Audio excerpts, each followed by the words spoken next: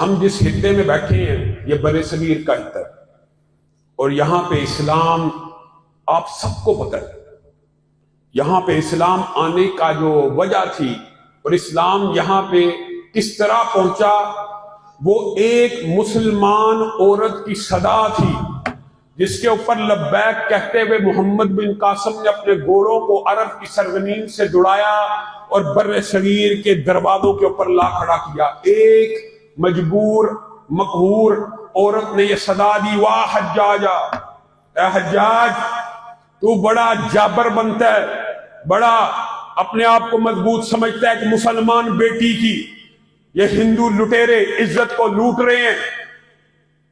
تو حجاج نے اس کی صدا پہ لبیک کہتے ہوئے کہا تھا، مجھے ایسا لشکر ہی کیوں نہ تیار کرنا پڑے جس کی ابتدا سندھ پہ ہوگی اور آخری سپاہی کوفہ اور بصرہ اور حجاز کے اندر ہوگا، میں اس بیٹی کا بدلہ ضرور لوں گا۔ اور اللہ کے فضل و کرم سے یہی رسول اللہ صلی اللہ علیہ وسلم کی بھی سنت ہے۔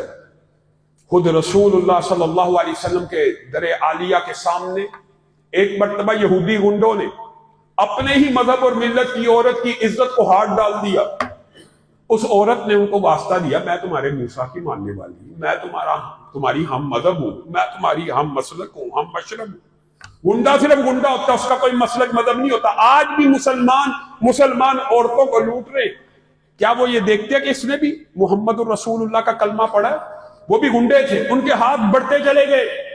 اس عورت کے ذہن میں یہ خیال آیا کہ اب میری عزت کو صرف وہ بچا سکتا ہے جو کائنات کی ہر بیٹی کو فاطمہ کی نظر سے دیکھتا ہے۔ کہا، واہ محمد، اے محمد صلی اللہ علیہ وسلم، آپ کے در عالیہ کے سامنے میری عزت کو لوٹا جا رہا۔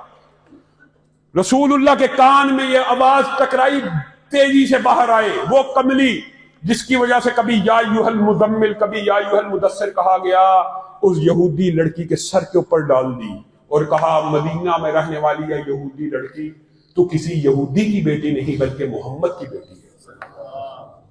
آج یہ سنت، محمد بن قاسم کی سنت کہاں رہ گئی؟ بہار کا ایک بدماش وزیر اعلیٰ ایک مسلمان بچی کے چہرے سے نقاب کھینچ رہا ہے، میں اور آپ آج پاکستان کے اندر بیٹھے اس کی مرمت بھی نہیں کر سکتے۔ مرمت تو کرنی تو مرمت چاہیے، اور میرا حکمرانوں سے بھی یہ مطالبہ ہے، آرمی چیف سے بھی یہ مطالبہ ہے، اور صرف پاکستان کے حکمرانوں سے مطالبہ نہیں ہے، پوری دنیا کے 57 اسلامی ممالک سے یہ مطالبہ ہے۔ آج ہندوستان کے ایک وزیر اعلیٰ نے ایک مسلمان بیٹی کے نقاب کو نوچا، اس کو نشان عبرت بنا دیا جائے، اس کو ویسی سزا دی جائے جیسے محمد بن قاسم نے اس بر صغیر میں آ کے دی تھی۔ اگر غیرت مسلم زندہ ہو تو یہ کام ہو جائے۔ اور بالخصوص میں آرمی چیف سے، وزیر خارجہ سے، وزیر اعظم سے اس بات کا مطالبہ کرتا ہوں کہ اس بات کو اٹھائیے۔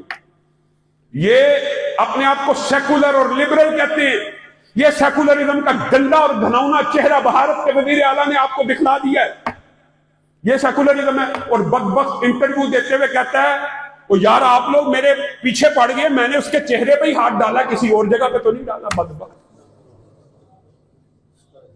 ایسے یہ بد فطرت کمینہ خصلت دشمن جس کو اللہ رب العزت نے بنیان مرصوص کے اندر ناکو چنے چبوایا، انشاءاللہ جب بھی جہاد کا میدان سرگرم ہوگا، فوج کو یہ مینڈیٹ اور پاکستان کی ریاست کو اعلان جہاد کا مینڈیٹ ہے، کوئی ذاتی طور پہ جہاد کا اعلان نہیں کر سکتا۔ ہمارا مطالبہ ہے اعلان جہاد کیجیے۔